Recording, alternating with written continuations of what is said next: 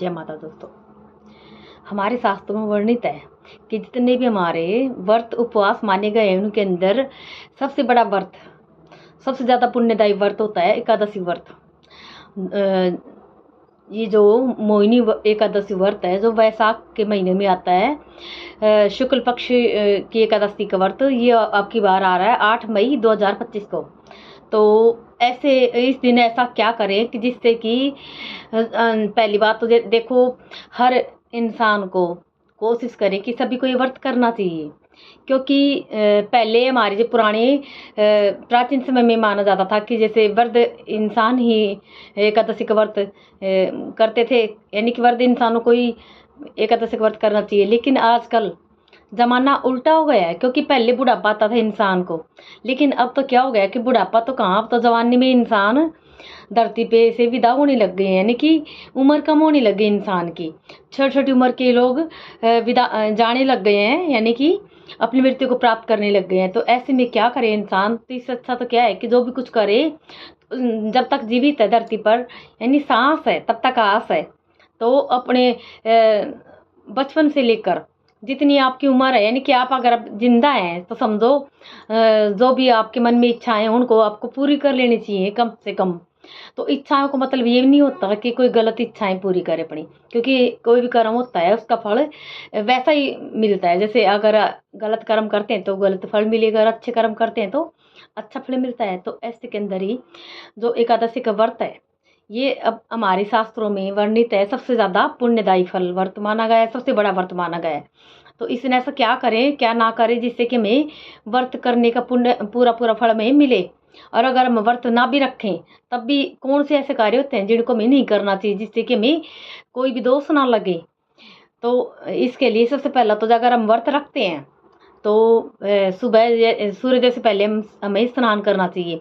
तो कोशिश करें कि पीले वस्त्र पहने। अगर आपके पास पीले वस्त्र नहीं है तो कम से कम भी नीले और काले रंग के वस्त्र ना पहने, फिर चाहे कैसे रंग के वस्त्र आप पहन सकते हैं, पहली बात तो। और दूसरी बात, सुबह स्नान करके सूरज जी के अंदर यानी सूर्य में 1 लोटा जल दे। और इस दिन भूल कर भी तुलसा के अंदर तुलसी के पेड़ में जल ना दे, क्योंकि ऐसा माना गया है कि इस दिन ये महीने में 2 दिन एकादशी का व्रत आता है, तो महीने में 2 दिन ये व्रत एक राधा जी का प्रिय व्रत है।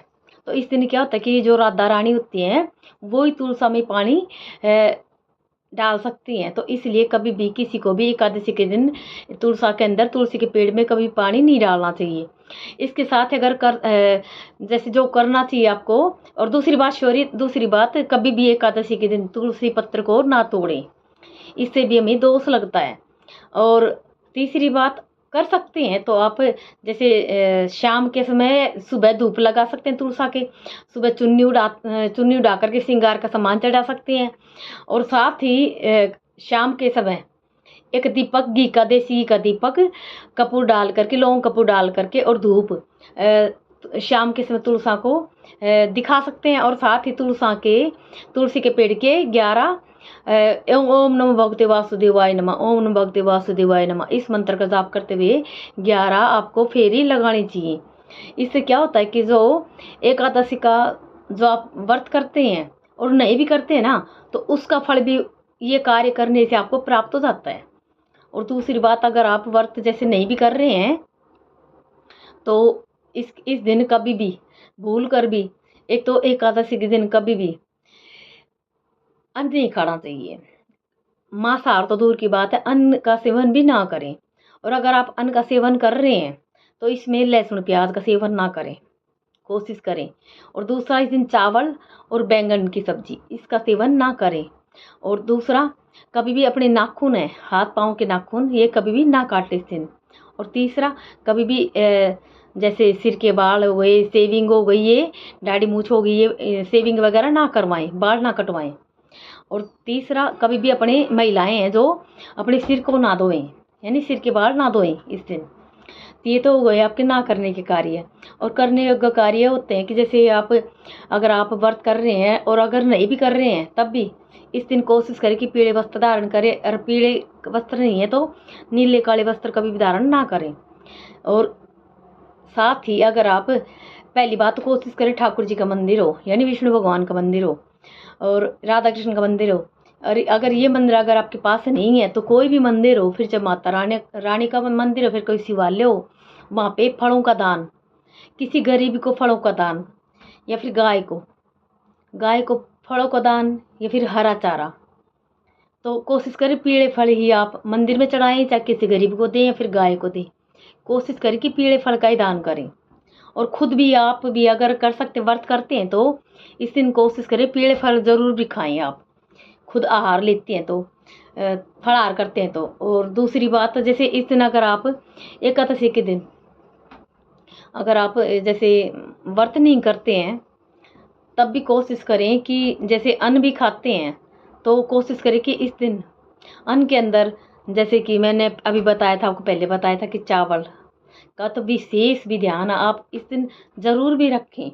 क्योंकि चावलों को पुराने समय में हमारे पुराने समय के अंदर माना जाता था कि जो चावल होते हैं इस दिन, जो भी इंसान इस दिन एकादशी के दिन चावल का सेवन करता है तो वो कीड़ों के समान माने गए हैं। जो नाली के अंदर कीड़े होते हैं, इनके समान चावलों के वर्णन किया गया इसका।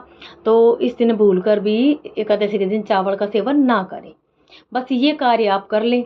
और इस दिन साथ ही जो व्रत करते हैं वो कोशिश करें कि बेड पर या फिर खाट पर, पलंग पर शयन ना करें, और साथ ही धरती पर शयन करें।